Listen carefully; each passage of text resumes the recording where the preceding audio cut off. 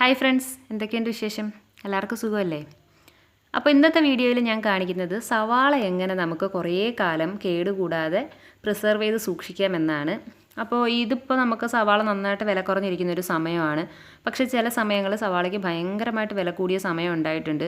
നമുക്കാണെങ്കിൽ സവാള മിക്കവാറും എല്ലാ കറികളിലും ആവശ്യവുമാണ്. പക്ഷേ ഒട്ടും സവാള മേടിക്കാൻ കഴിയാത്ത ഒരു സാഹചര്യത്തിൽ കൂടി വരെ നമ്മൾ പോയിട്ടുണ്ട്. അപ്പോൾ ഇനി അങ്ങനൊരു സാഹചര്യം വരുന്ന സമയത്ത് നമുക്ക് ഉപയോഗിക്കാനായിട്ട് വില കുറഞ്ഞിരിക്കുന്ന ഇതുപോലെയുള്ള സമയങ്ങളിൽ കുറച്ചധികം സവാള മേടിച്ച് എങ്ങനെ പ്രിസർവ് ചെയ്ത് വെക്കാം എന്നാണ് ഈ വീഡിയോയിൽ കാണിക്കുന്നത്. അതുപോലെ തന്നെ ആ രീതിയിൽ പ്രിസർവ് ചെയ്ത് വെച്ച സവാള കൊണ്ട് തട്ടിക്കൂട്ടി ഉണ്ടാക്കിയ ഒരു ബിരിയാണിയും കൂടി കാണിക്കുന്നുണ്ട്. അപ്പോൾ എങ്ങനെയാണ് സവാള പ്രിസർവ് ചെയ്ത് വെക്കുന്നതെന്നറിയാൻ വീഡിയോ ഫുള്ളായിട്ട് കാണുക. നമുക്ക് വീഡിയോയിലോട്ട് പോകാം. ഞാനിവിടെ ഇപ്പോൾ 4 സവാള എടുത്തിട്ടാണ് കാണിക്കുന്നത്. നിങ്ങൾ ചെയ്യുന്ന സമയത്ത് കുറച്ച് കൂടുതൽ ക്വാണ്ടിറ്റിയിൽ ചെയ്യാൻ നോക്കണം. ഇപ്പോൾ സവാളയ്ക്ക് നല്ല വിലക്കുറവുണ്ട്, അതുപോലെ തന്നെ നല്ല വെയിലും ചൂടും ഉള്ള സമയമാണ്. അപ്പോൾ ഈ ഒരു സമയത്ത് അങ്ങനെ ചെയ്തു വെച്ച് കഴിഞ്ഞാൽ വില കൂടിയാലും നമുക്ക് വലിയ പ്രശ്നം വരത്തില്ല. ആ സമയത്ത് നമുക്കിത് ഉപയോഗിക്കാൻ പറ്റും. അപ്പോൾ ഇതുപോലെ കട്ട് ചെയ്തെടുക്കണം. ഒരുപാട് തിന്നും ആവരുത്, ഒരുപാട് തിക്കും ആവരുത്. ഈ ഒരു രീതിയിൽ കട്ട് ചെയ്തെടുക്കാം. എന്നിട്ട് വെയിലത്തൊരു ഷീറ്റോ ഒരു തുണിയോ എന്തെങ്കിലും വിരിച്ചിട്ട് ഇതേപോലെ തിന്നായിട്ട് നിരത്തി കൊടുക്കാം. ഇതുപോലെ നിരത്തിയിട്ട് ഒരാഴ്ചയോളം ഒന്ന് വെയിൽ കൊണ്ട് കഴിയുമ്പോൾ, ഒരാഴ്ച നമ്മൾ വെയിലിൻ്റെ കാഠിന്യം അനുസരിച്ചിട്ടാണ്. നല്ല വെയിലുണ്ടെങ്കിൽ ഒരു 4-5 ദിവസമൊക്കെ തന്നെ മതിയാവും. ഇതുപോലെ നല്ല ഉണങ്ങി കിട്ടും. ഇതിപ്പോൾ നല്ല കിലുകിലാന്നാണ് ഇരിക്കുന്നത്. നല്ല സൗണ്ട് ഉണ്ട്, ഇങ്ങനെ എടുക്കുമ്പോൾ തന്നെ നല്ല ക്രിസ്പി ആയിട്ട് നല്ല ഒരു സൗണ്ട് കേൾക്കാനുണ്ട്. അപ്പോൾ ഈ രീതിയിൽ ഉണങ്ങി കിട്ടും. ഇത് നമുക്ക് ഇതുപോലെ തന്നെ ടിന്നിലിട്ട് അടച്ച് സൂക്ഷിക്കാം. അതല്ലാന്നുണ്ടെങ്കിൽ പൊടിച്ച് പൗഡറാക്കി വെച്ചിരുന്നിട്ട് നമ്മൾ ഉപയോഗിക്കുന്ന കറികളിൽ പൗഡറായിട്ട് യൂസ് ചെയ്താലും മതി. അതിപ്പം നമ്മൾ ഇതിങ്ങനെ വെച്ചിട്ട് നമുക്ക് റോസ്റ്റ് ചെയ്യാനോ അതുപോലെ ബിരിയാണി ഉണ്ടാക്കാനോ ഒക്കെ ആണെങ്കിൽ ഇത് ഈ രീതിയിൽ തന്നെ ഇരിക്കുന്നതായിരിക്കും നല്ലത്, പൗഡറാക്കുന്നതിനേക്കാളും. അപ്പോൾ ഈ രീതിയിൽ നമുക്ക് ഉപയോഗിക്കാം. അപ്പോൾ നമ്മൾ ഉപയോഗിക്കാൻ എടുക്കുന്ന സമയത്ത് ഇതെടുത്ത് ഒരു ബൗളിലേക്ക് ഇട്ടിട്ട് അതിലേക്ക് കുറച്ച് വെള്ളം ഒഴിച്ച് ഇതൊന്ന് കുതിരാനായിട്ട് വെക്കണം. അപ്പോൾ കുതിർന്ന് കഴിയുമ്പോൾ ഇത് നല്ല ക്വാണ്ടിറ്റി കൂടി വരും. ഇതിപ്പോൾ ഉണങ്ങിക്കഴിഞ്ഞപ്പോൾ നമുക്ക് ഒരു പിടിയേ ഉള്ളെങ്കിലും നമ്മളിത് വെള്ളം ഒഴിച്ച് കുതിർത്തി എടുത്ത് കഴിയുമ്പം നമ്മൾ ശരിക്കുള്ള പച്ച സവാള അരിഞ്ഞെടുക്കുന്ന അത്രയും ക്വാണ്ടിറ്റിയിൽ തന്നെ ഉണ്ടാവും. ഒരു അരമണിക്കൂർ ഇതിങ്ങനെ ഞാൻ കുതിരാൻ വെക്കുകയാണ്. ഇതിപ്പോൾ ബിരിയാണി ഉണ്ടാക്കാനായിട്ടാണ് ഞാൻ ഈ സവാള എടുത്ത് കുതിർക്കുന്നത്. ഇത് കുതിർന്ന് കഴിഞ്ഞപ്പോൾ നല്ല ശരിക്കുള്ള നമ്മുടെ പച്ച സവാള അരിഞ്ഞെടുത്ത് അതുപോലെ തന്നെ ഉണ്ട്. അപ്പോൾ ഇതിനി ഒന്ന് വെള്ളം തോർത്തി എടുക്കണം. അതിനായിട്ടൊരു അരിപ്പയിലോട്ട് മാറ്റി കൊടുക്കാം.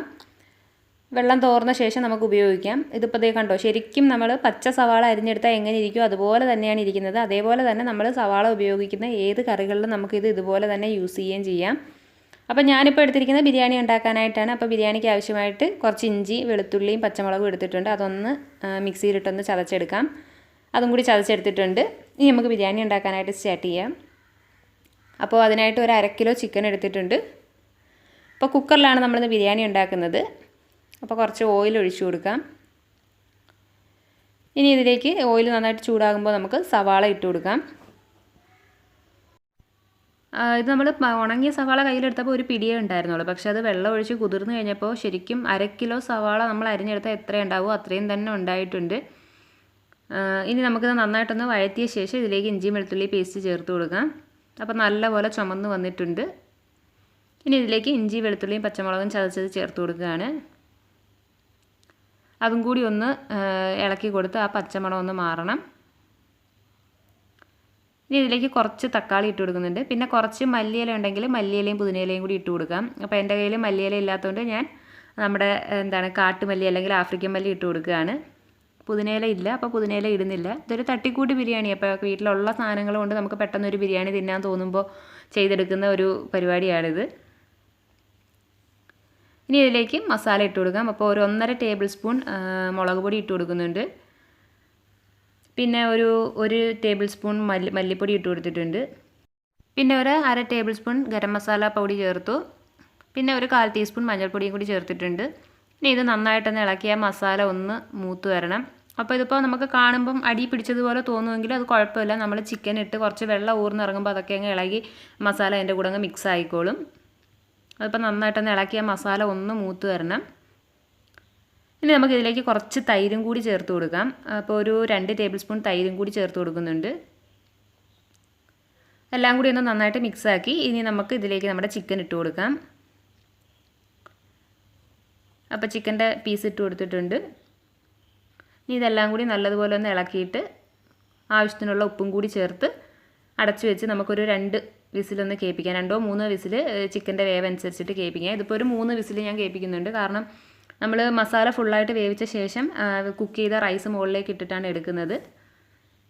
ഇനി ഇത് നല്ലതുപോലെ ഒന്ന് ഇളക്കി അടച്ചു വെച്ച് ഒരു 3 വിസിലൊന്ന് കേൾപ്പിക്കാം. ബിരിയാണിയിൽ എപ്പോഴും ചിക്കനൊക്കെ നന്നായിട്ട് വെന്തിരിക്കുന്നതാണ് ഇവിടെ എല്ലാവർക്കും ഇഷ്ടം. അപ്പോൾ നമ്മളെപ്പോഴും ആ രീതിയിലാണ് ചെയ്യുന്നത്. ഇതിപ്പം മസാല റെഡി ആയിട്ടുണ്ട്. അപ്പം ഒരുപാട് വെള്ളമൊന്നുമില്ല. ഒരു അര ഗ്ലാസ്സിനും താഴെ വെള്ളം മാത്രമേ ഇതിനകത്തുള്ളൂ. അത് നമുക്ക് ശരിക്കും ആ ഒരു ചോറ് മുകളിലേക്ക് ഇട്ടുന്ന ആവി കയറാൻ ആവശ്യമാണ്. അപ്പോൾ നമ്മൾ വേവിച്ച് വെച്ചിരിക്കുന്ന ജീരകശാല അരിയും കൂടെ അതിൻ്റെ മുകളിലേക്ക് ഇട്ട് കൊടുക്കുകയാണ്. അതൊരു 80-85% മുകളിൽ വെന്ത ചോറാണ് നമ്മൾ ഇട്ട് കൊടുത്തിരിക്കുന്നത്. അപ്പോൾ നമ്മൾ ചോറ് വേവിച്ച വെള്ളത്തിൽ നെയ്യൊഴിച്ച് കുറച്ച് കറുകപ്പട്ടയും ഗ്രാമ്പും ഏലക്കയൊക്കെ ഇട്ടിട്ടാണ് വേവിച്ചെടുത്തത്. എന്നിട്ട് അത് നമ്മൾ ഇതുപോലെ മുകളിലൊന്ന് ലെവൽ ചെയ്ത് വെച്ച് കൊടുത്തു. ഇനി ഇതിൻ്റെ മുകളിലേക്ക് ഞാൻ കുറച്ച് ക്യാരറ്റ് ഒന്ന് എണ്ണയിൽ ഫ്രൈ ചെയ്ത് ഇട്ട് കൊടുക്കുന്നുണ്ട്. അപ്പോൾ സാധാരണ ബിരിയാണിയിൽ നമ്മൾ ക്യാരറ്റൊന്നും ചേർക്കാറില്ല. അപ്പോൾ നമുക്ക് വീട്ടിൽ ചെയ്യുമ്പോൾ നമ്മുടേതായ രീതിയിൽ നമുക്ക് ഇഷ്ടമുള്ള എന്തും ചേർത്തുണ്ടാക്കാമല്ലോ. പിന്നെ കുറച്ച് സവാള വറുത്തത് ചേർത്ത് കൊടുക്കുന്നുണ്ട് അതിൻ്റെ മുകളിലേക്ക്. കയ്യിൽ മല്ലിയിലയും പുതിനയിലയും ഉണ്ടെങ്കിൽ കുറച്ച് മല്ലിയിലയും പുതിനയിലയും കൂടി ഈ സമയത്ത് അരിഞ്ഞ് ഇതിൻ്റെ മുകളിലോട്ട് ഇട്ട് കൊടുക്കാം.